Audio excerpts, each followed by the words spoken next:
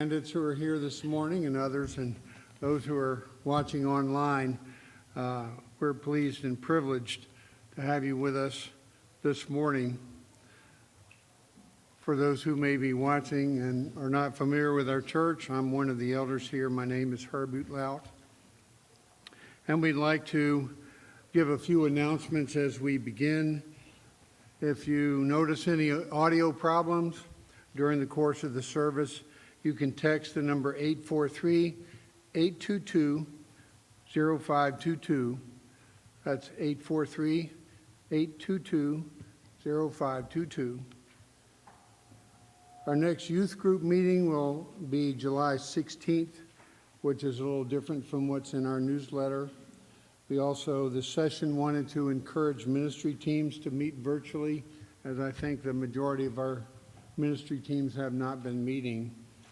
And we'd also like to congratulate Sarah Montoya on her wedding to Drew Caterinicio yesterday. And there's information in the bulletin about a virtual bridal shower if y'all want to participate. We'd like for you to take a few minutes just to prepare your hearts for worship.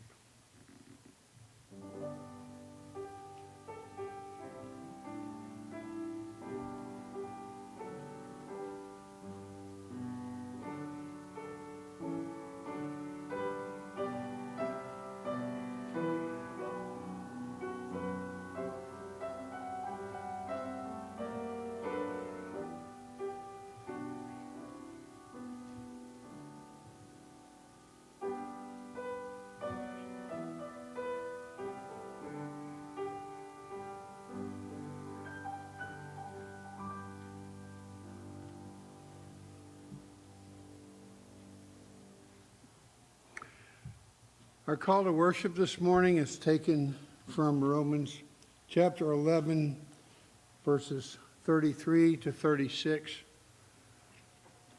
This is a doxology from the Apostle Paul. Oh, the depth of the riches and wisdom and knowledge of God! How unsearchable are his judgments and how inscrutable his ways! For who has known the mind of the Lord, or who has been his counselor? Or who has given a gift to him that he might be repaid? For from him and through him and to him are all things. To him be glory forever. Amen.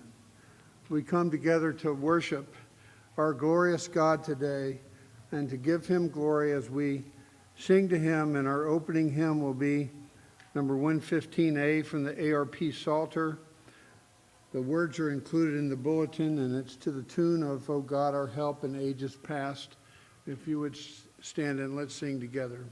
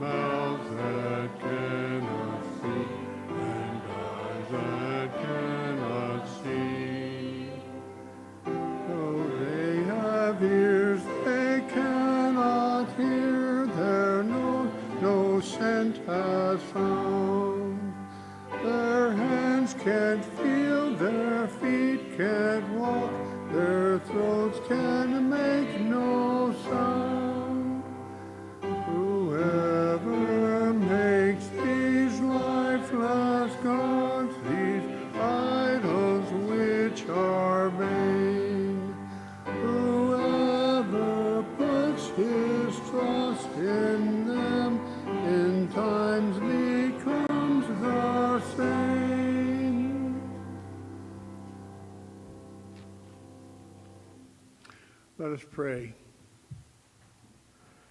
O God, who are our help in ages past and our hope for years to come, we pray that you would be with us by your Spirit in our worship today. Lord, that our praises would rise before you as incense before your throne. We pray that your Spirit would enliven our hearts and enliven our pastor as he preaches to us, that your will might be accomplished among us. Lord, in the glory that would be yours. We pray this in the name of our Savior, Jesus Christ, who taught us to pray, saying, Our Father, who art in heaven, hallowed be thy name. Thy kingdom come, thy will be done, on earth as it is in heaven. Give us this day our daily bread, and forgive us our debts, as we forgive our debtors. And lead us not into temptation, but deliver us from evil. For thine is the kingdom, and the power, and the glory forever. Amen. Our confession of faith is taken from the Nicene Creed as printed in your bulletin. We would say this together in unison. Christian, what do you believe? We believe in one God, the Father Almighty, maker of heaven and earth, of all things visible and invisible, and in one Lord Jesus Christ, the only begotten Son of God, begotten of his Father before all worlds, God of God, light of light, very God of very God, begotten, not made, being of one substance with the Father, by whom all things were made, who for us and for our salvation came down from heaven and was incarnate by the Holy Spirit of the Virgin Mary, and was made man, and was crucified also for us under Pontius Pilate. He suffered and was buried, and the third day he rose again, according to the Scriptures, and ascended into heaven, and is seated at the right hand of the Father. And he shall come again with glory to judge both the living and the dead, whose kingdom shall have no end. And we believe in the Holy Spirit, the Lord and giver of life, who proceeds from the Father and the Son, who with the Father and the Son together is worshipped and glorified, who spoke by the prophets. And we believe in one holy and apostolic church. We acknowledge one baptism for the remission of sins, and we look for the resurrection of the dead and the life of the world to come. Amen. Please be seated.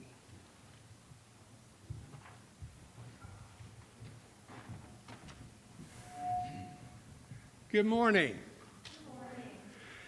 Today for the children's sermon, if the children want to come forward, they can. I see them working their way down. All right. Well, while they're coming down, I wanted to talk to you about a movie that I used to really enjoy, and it was called Pinocchio. Now, the kids may not remember it as much as us adults would, but Pinocchio was a puppet, and he was carved by Geppetto. And Geppetto wanted so much to have a son. And Pinocchio came to life. But he was still carved of wood. And they wanted him, Geppetto so much wanted him to be a real boy. And the fairy came down and said, Pinocchio, if you're a good boy, you will be a real boy, right?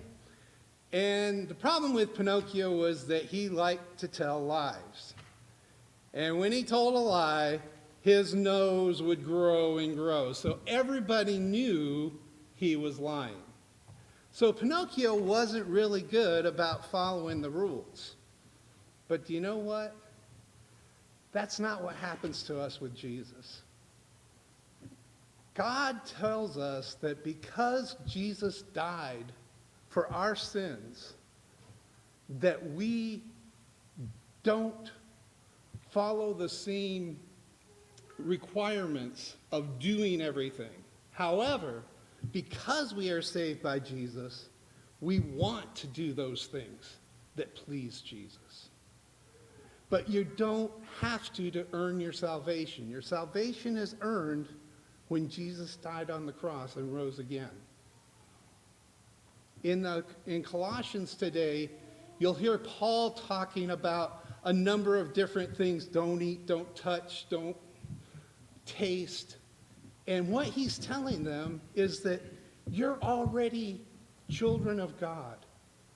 These requirements are not things that you have to follow. However, if they cause you to stumble, then stay away from them.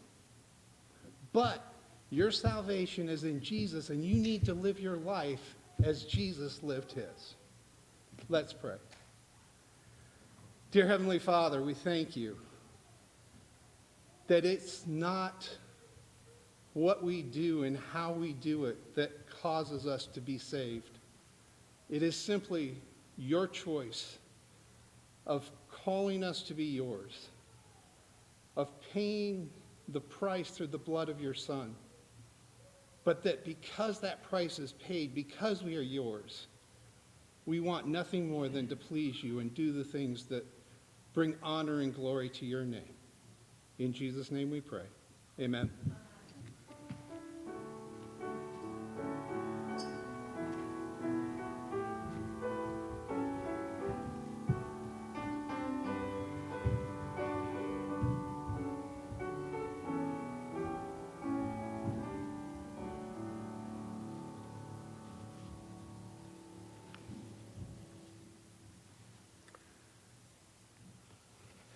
Our scripture reading today is from the Old Testament, from Psalm 115. We'll be reading the entire psalm. If you have your copy of God's Word, you may follow along as we read Psalm 115. To your name give glory. Not to us, O Lord, not to us, but to your name give glory for the sake of your steadfast love and your faithfulness. Why should the nations say, where is their God? Our God is in the heavens. He does all that he pleases. Their idols are silver and gold, the work of human hands. They have mouths, but do not speak, eyes, but do not see. They have ears, but do not hear, noses, but do not smell. They have hands, but do not feel, feet, but do not walk. And they do not make a sound in their throat. Those who make them become like them, so do all who trust in them. O Israel, trust in the Lord. He is their help and their shield. O house of Aaron, trust in the Lord. He is their help and their shield. You who fear the Lord, trust in the Lord. He is their help and their shield. The Lord has remembered us. He will bless us. He will bless the house of Israel. He will bless the house of Aaron. He will bless those who fear the Lord, both the small and the great. May the Lord give you increase, you and your children. May you be blessed by the Lord who made heaven and earth. The heavens are the Lord's heavens, but the earth he has given to the children of man. The dead do not praise the Lord, nor do any who go down into silence. But we will bless the Lord from this time forth and forevermore. Praise the Lord. The word of God.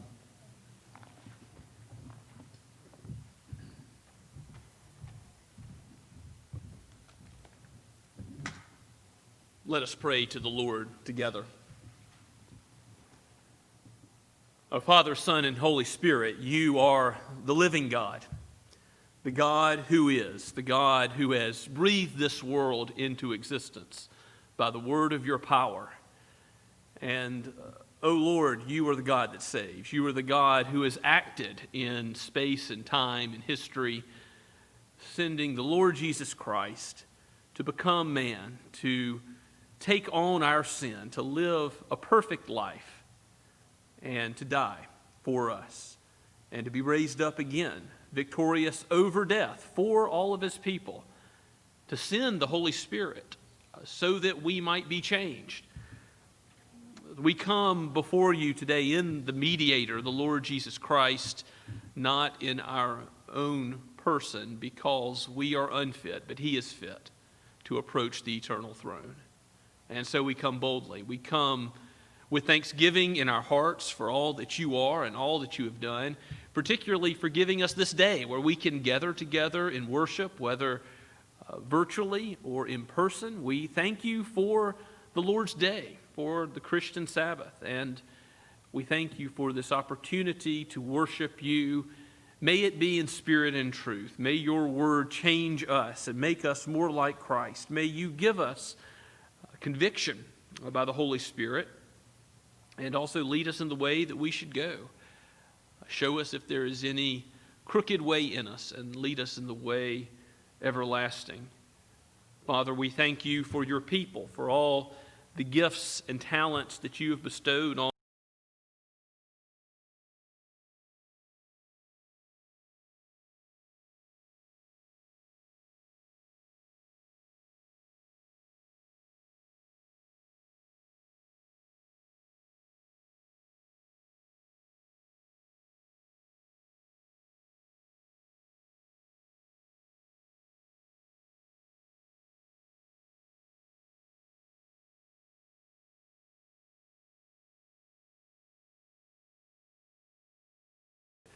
help us, Lord, to have wisdom in that.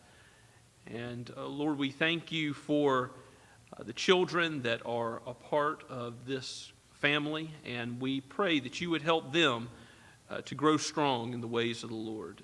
Lord, give them opportunities as they grow to exercise their gifts, which you have given them. We think about the future and the life of the church in the years ahead, and we know that you will raise up many of these young ones. We pray that you will for Christian service as members of your church, as those who will perhaps serve as deacons or elders, who will perhaps be pastors or missionaries. Oh Lord, continue to equip those who will serve you in all the various callings that you have given. And in our vocations, help us to serve you in our lives. As we work, may we be a witness to the Savior who has bought us with such a precious price. Even in this time of pandemic, Lord, help us to be faithful witnesses to our neighbors, to speak of you, to act with deeds of love and mercy. Open the doors, present us with the opportunities, and give us the strength and boldness to reach out without fear, for you are with us. Your shepherding care is over us. We thank you, Father, for how you have been with your saints. We think of what you've done for Rich Troutman in bringing him home to his sister's house in Pennsylvania and bringing him out of rehab. We know this is no small feat and give you thanks for that and ask that you would continue to bless him with recovery. Lord, bring him back to us by the end of the summer. If it is your will, we pray that we will see Rich again soon. We lift up June Pace, Elaine Reed's mother, and Father, ask for your care over her and her various medical issues. Lord, we pray for Carla, Mike Cleveringa's sister, and ask for your shepherding care to be present with her and give healing. And Lord, we pray for a safe corporate worship today and for the safety of each of our members as we go about our lives. We know that you are the one who orders the universe and you hold our lives in the palm of your hand. You watch over our coming and going, both now and forevermore. And so we look to you as a servant to their master, as a son to their loving father, and ask for you to give us all that we need, both spiritually and materially. Lord, we come with thanksgiving also for Drew and Sarah's marriage, and thank you that you have worked out all of the ceremony and that which precedes it in these strange times, and bless the marriage in the days ahead. May it be founded upon you, and may both Sarah and Drew look to you and your word to guide their lives.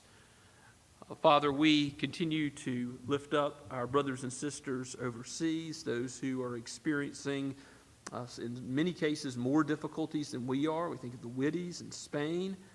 We ask for your protection to be with them and allow them to reopen their worship safely as well. We ask, Father, that you would bless the Shem Creek Church plant in Mount Pleasant nearby, and let the work of CIU in international go forward this coming semester. We pray, if it is your will. Bless the work of RUF at the Erskine College, and may many students who come in the fall come to know you for the first time through that ministry, or be strengthened in their faith if they are already yours, Lord, through that ministry. Father, I thank you that you have given Hope's House and the Home of Hope to help those who are in need of a place to stay. And pray for those ministries also. Lord, strengthen them and expand their influence for your name's sake. Father, we continue to pray for our country, for our president, for the members of his cabinet, his advisors, for Congress, for both the House and the Senate, for governors, local leaders. Many important decisions are being made. Lord, we do ask that you preserve freedom in our time, that you would not lead us down a path of tyranny and control. But we also ask, Lord, for safety, and that you would bring an end to this virus. We know that this is ultimately not in the hands of men or scientists or anything else, but in your hands. And so use all the human means and go beyond those means to bring about a day soon when we will know it no more.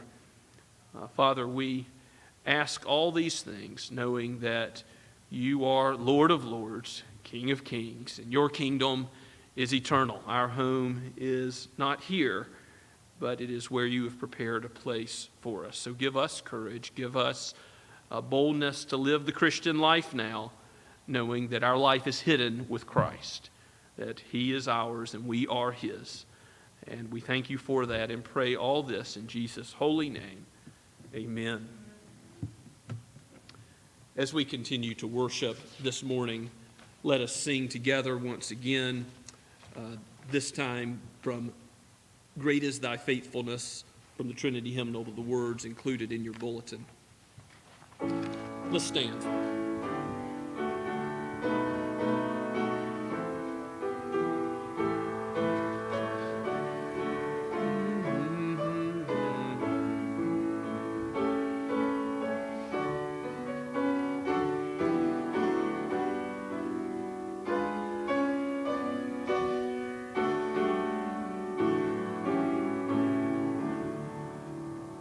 Great is thy faithfulness,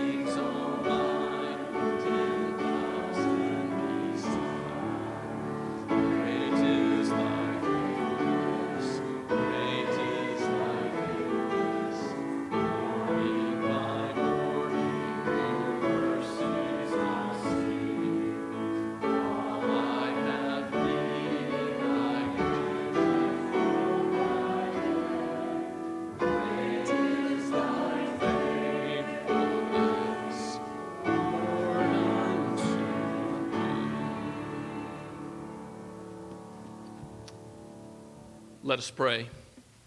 Our Father in heaven, we exalt you for your faithfulness to your covenant promises, to your promises which have yet to be fulfilled in our lives, but you as the Lord of time have already completed and made sure. Lord, we thank you for your faithfulness to this congregation. Thank you for the faithfulness that you have shown even in the midst of loss of jobs in some cases and loss of retirement in others, that we have been able to meet our budget. Continue to provide that faithfulness to us as we give these tithes and offerings, Lord. Expand the influence of your kingdom here in Somerville with deeds of love and mercy and the preaching of the gospel here and to the ends of the earth. May your faithfulness be proclaimed, your name be honored and held up as glorious. We pray all this in Jesus' name. Amen.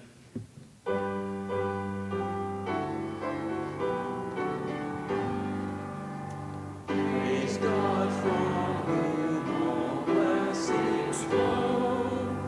Praise Him all creatures here below. Praise Him all of the heavenly host.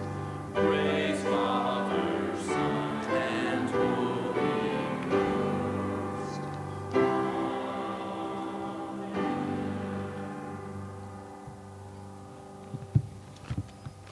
Please be seated and take your copy of God's Word and turn with me once more to the book of Colossians. Colossians chapter 2. We're at verse 16 going on through verse 23. Very important text in this epistle from Paul to the church in Colossae. It is in the midst of Paul writing about the heart of the gospel, how our sins have been nailed to the cross. In Christ we have forgiveness. We've been made alive to walk in Him. And now here in this section, he's going to address false teachers who are saying there's some rules you've got to follow. In addition to Christ, there's some things you've got to do to be in favor with God. And this is a serious matter. So Paul's going to address these who are saying have rules about what you taste, what you put in your mouth, what days you celebrate, these rules that regard asceticism, see visions and angel worship as well. These rules that go beyond Christ, Paul reigns in, so that our life would be hidden with Him, so that our hope would be in Him alone and in His Word. Let us hear God's Word. Colossians 2 at verse 16. This is penned by the apostle. It is given by the Holy Spirit for each of us. Hear the word of the Lord. Therefore, let no one pass judgment on you in questions of food or drink, or with regard to a festival, or a new moon, or a Sabbath. These are a shadow of the things to come, but the substance belongs to Christ. Let no one disqualify you, insisting on asceticism and worship of angels, going on in detail about visions, puffed up without reason by his sensuous mind, and not holding fast to the head, from whom the whole body, nourished and knit together through its joints and ligaments, grows with a growth that is from God. If with Christ you died to the elemental spirits of the world, why, as if you were still alive in the world, do you submit to regulations? Do not handle, do not taste, do not touch, referring to things that all perish as they are used, according to human precepts and teachings. These have indeed an appearance of wisdom in promoting self-made religion and asceticism and severity to the body, but they are of no value in stopping the indulgence of the flesh. Let us pray together. O Lord Jesus Christ, show us He who is of ultimate value without equal. You are the one in whom all the fullness of deity dwells. Show us yourself as you are revealed in the Bible. Give us your Spirit so that we are led according to your word and not taught by human tradition. O Father, bless your people as we grow, growing in Christ together in the truth. May it be so for your name's sake. We ask in Jesus' name. Amen. Now, Paul has written to the Romans, the church in Rome, in chapters 14 and 15, about not being a stumbling block, not using your Christian freedom in a way that offends others unnecessarily. But here, the apostle has a very different approach. He says, let no one pass judgment on you. In other words, go to the false teachers and say, you can't in any way say that I'm not doing what's right before God in questions of food and drink, with regard to a new moon or a festival or a Sabbath. And these things that the false teachers are saying, the Apostle Paul says this is so serious because they're adding it to the gospel. They're adding it as a matter of salvation, that you must declare that there is no, they're not just suggesting, here's some things you might do dietarily. Here's some things you might celebrate with regard to days. They're saying you must do these things in order to be a child of God. And so let no one pass judgment on you. Stand on this gospel truth, the apostle says here, regarding food, drink, a festival, a new moon, a Sabbath. Now, there's a lot of ink that's been spilled in commentaries about just what is the apostle referring to with regard to food and drink. We, of course, have the Jewish dietary laws, which were, deleting from the diet a lot of things that you might enjoy. Bacon, lobster, shrimp. These things Israel was not to eat because they were to be set apart from the Gentiles around them. They were to be different. And God called them out with special laws, not necessarily related to what would be good for their health or any other reason, except that God wanted them to do things differently, to be holy as He is holy. And we know that Israel, in these food laws, did have them repealed when Peter receives a vision from God. It comes in Acts chapter 10. A sheet from heaven comes down to Peter, and God says, rise, kill, and eat. And Peter says, no, I can't do that. But God sends that vision 3 times. Why? Because it was just so foreign to Peter's way of thinking. But guess what? The gospel had gone out to the Gentiles. And you can hardly have fellowship with people that you don't eat with. And so this was really about people being brought into the covenant. And when the gospel goes out to the Gentiles, Peter has to adjust his way of thinking. You're going to get up and you're going to eat these unclean things because God has now called them clean. And you should not argue with God's declaration. And Peter finally wraps his head around this and does what God says. This food and drink might also refer to, in the drink category, the Nazirite vow, those who were to have no strong drink their whole life. But again, that was a very particular situation in Israel. Certainly, wine is seen as a blessing throughout all of the Psalms and the prophets.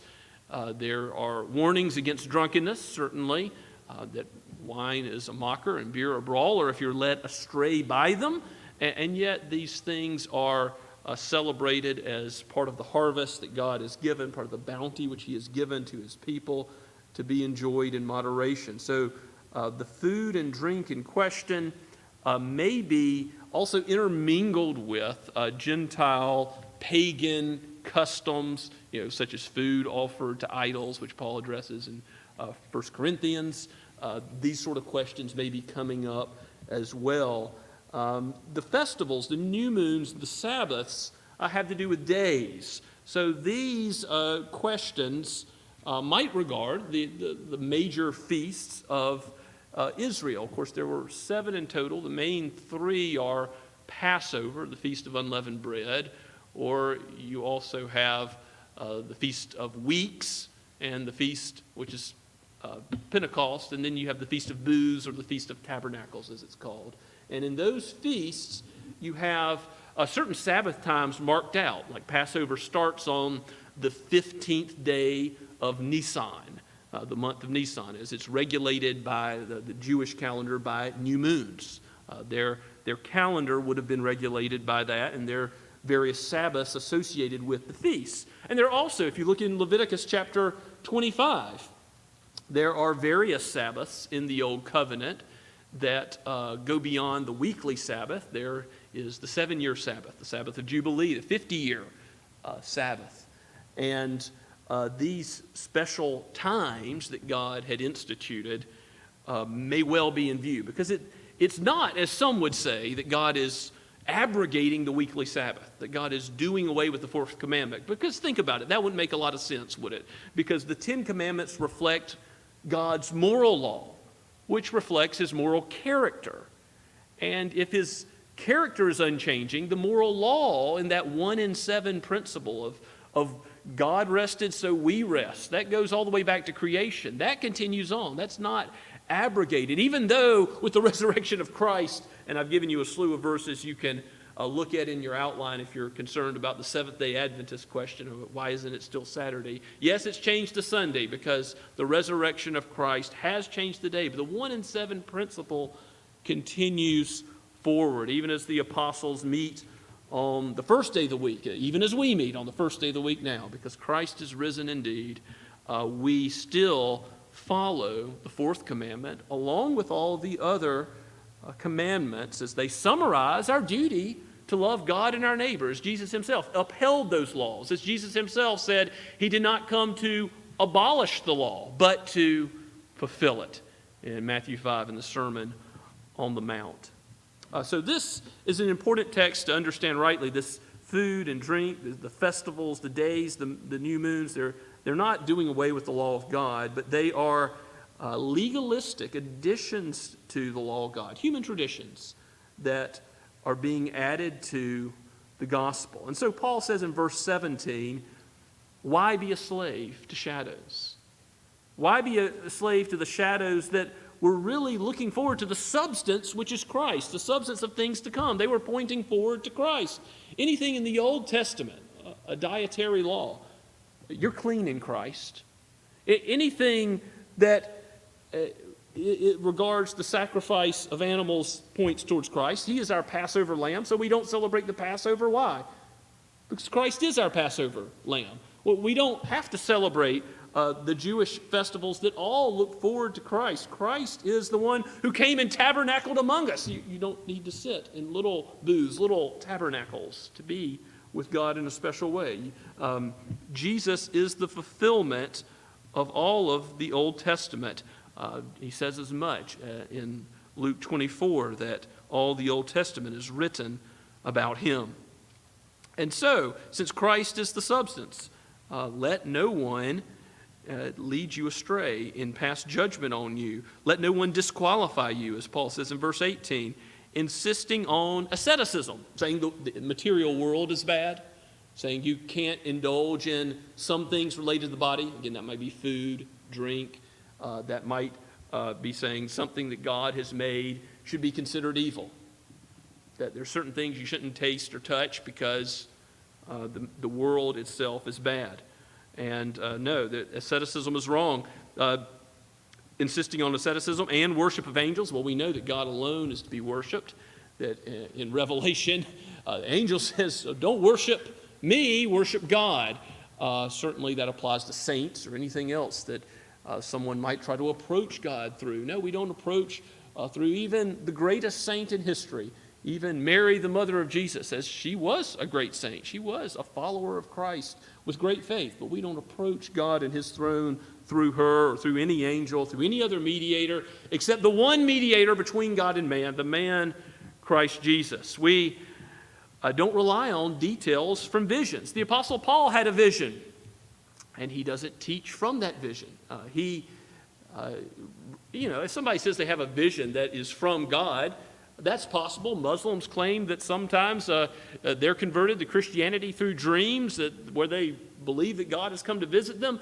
I'm not here to say that anybody who claims to have a vision is making it up, but I know that visions are either unnecessary because they duplicate what the Word of God says, or that they're superfluous and they depart from the Word of God. They go further than the Word of God. The visions and the details about them can't teach us anything. These truths that were supposedly being told to the Colossians coming through visions were going beyond Christ. They were saying things that weren't true. And so Paul says they were puffed up without reason by a sensuous mind, trying to lead people not by God's Word, but by private revelations. And so that's considered in verse 19 to be not holding fast to Christ, not holding fast to the head of the body. And what are we to do? We're to grow up in Christ. He's to be the vine. We're to be the branches engrafted in Him, Jews and Gentiles alike.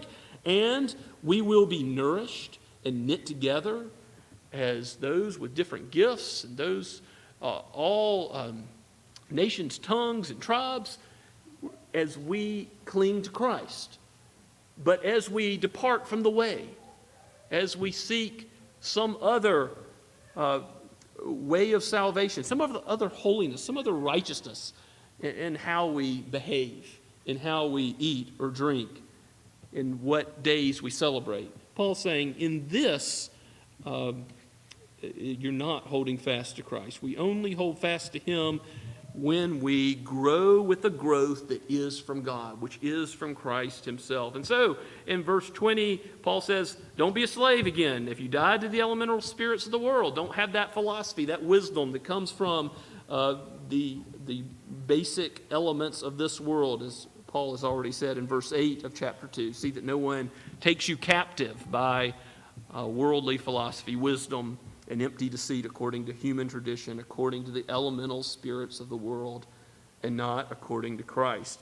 Since you are no longer alive in the world, do not submit to its regulations. Verse 21, do not handle, do not taste, do not touch. And these are the words of ascetics, right? Those who wear burlap, those who go out in the desert and abstain from worldly contact. Those who, there's even some who will hang themselves on a cross. It's a terrible sight to see. Some Christians think to be more like Jesus, I have to undergo the suffering that He to beat the body, to suffer on purpose. To abstain from food and drink is just the beginning of asceticism. But asceticism is not the road to holiness. Paul says there is no value at all to stopping the flesh by doing this to the body. Jesus proclaims in Matthew 15, it's not what goes into a man that makes him unholy, but what comes out. And what does He mean? It's not hand-washing rituals. It's not food and drink that make you unclean. What makes you unclean?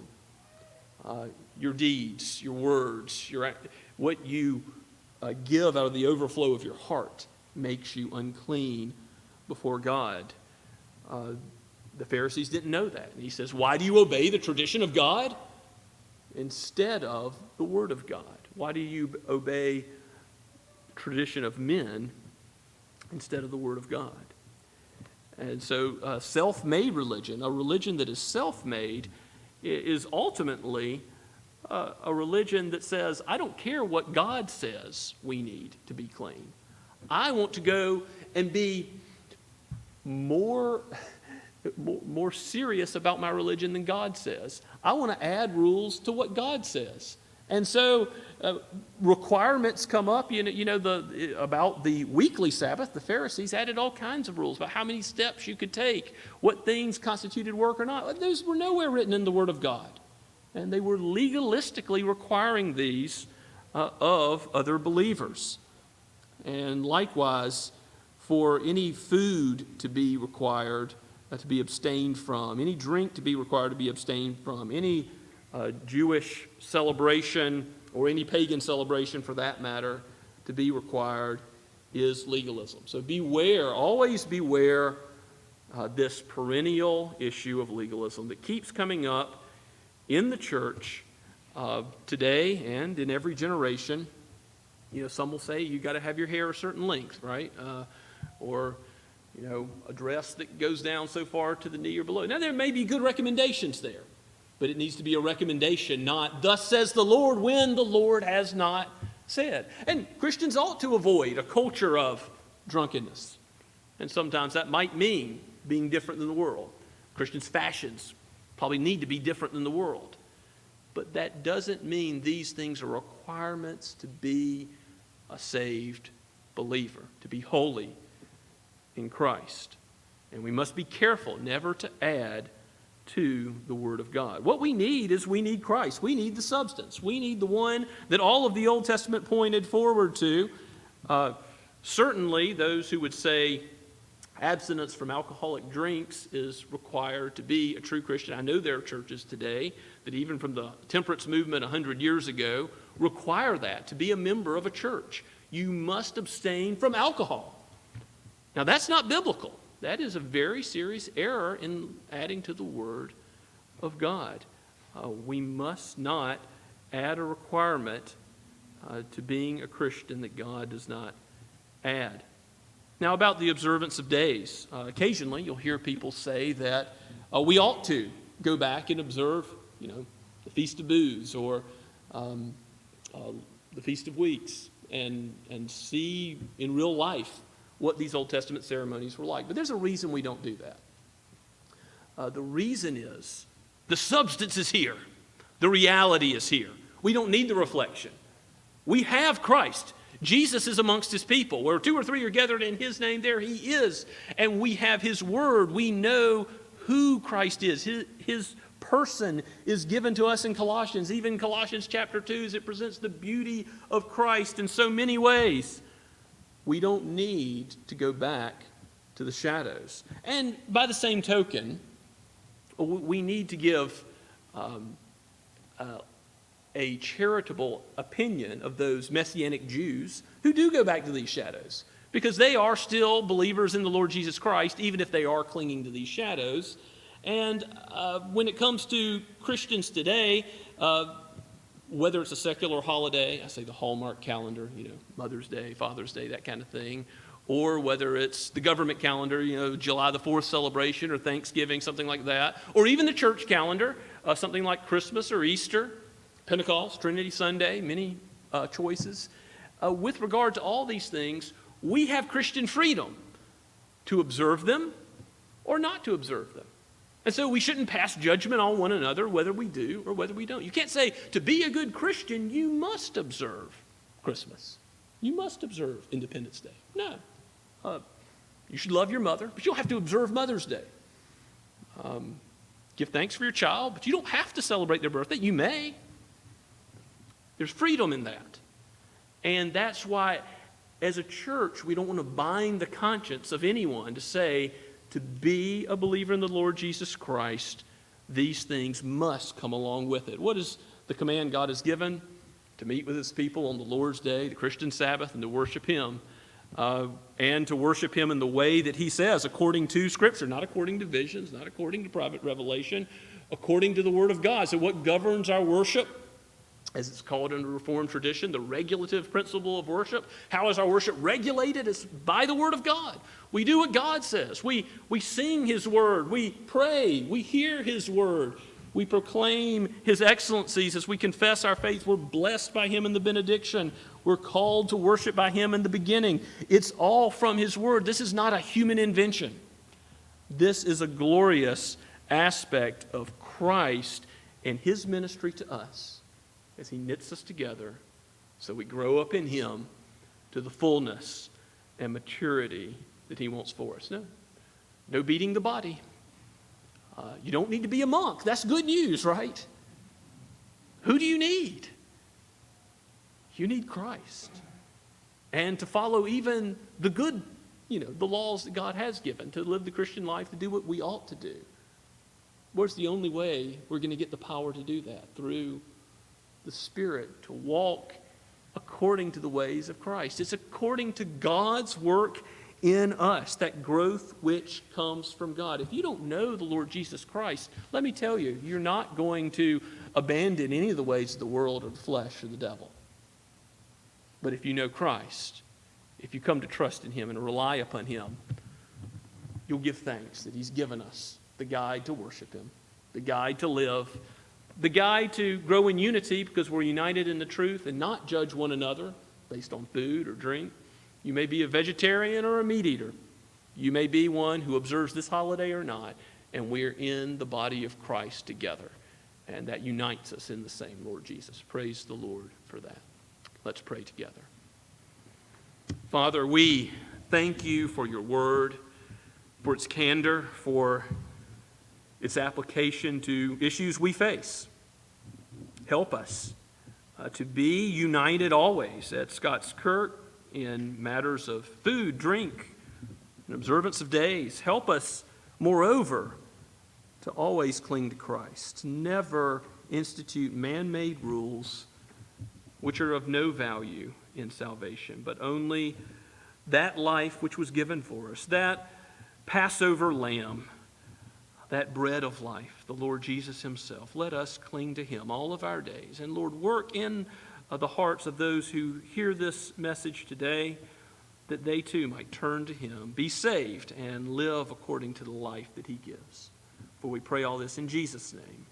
Amen. As we respond to God's word now, let us sing once again his praise from hymn number 457, the words printed in your bulletin, that great hymn, Come Thou Fount of Every Blessing. Let's stand.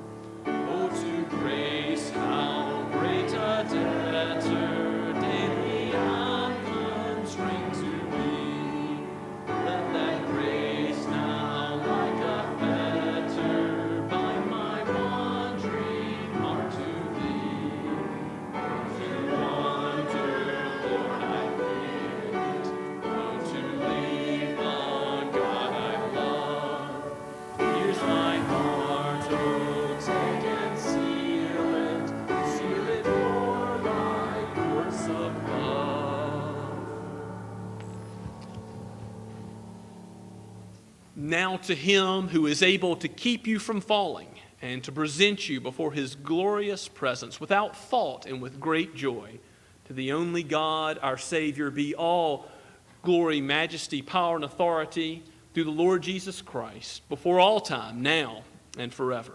Amen and amen.